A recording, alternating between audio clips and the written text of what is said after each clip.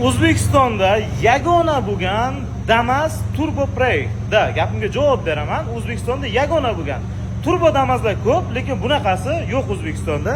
Mana shu Damas akalar. Xullas, bu mashinaning eng asosiy fishkasi подвижной охлаждениясida. Turbina qo'yilgan, havoni sovutish uchun подвижной охлаждение qo'yilgan, mana bunaqa lyotlarda yuradi. Damasga nima deyapti akalar?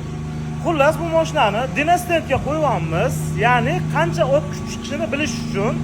Agarda sizlarga shu Damasda qancha o't kuchi borligi qiziq bo'lsa, videoni oxirigacha ko'ringlar akalar.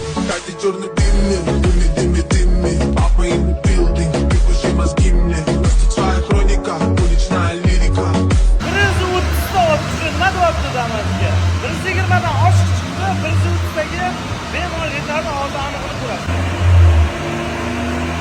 Zavodskoy 38 ta o't kuchi bo'ladi.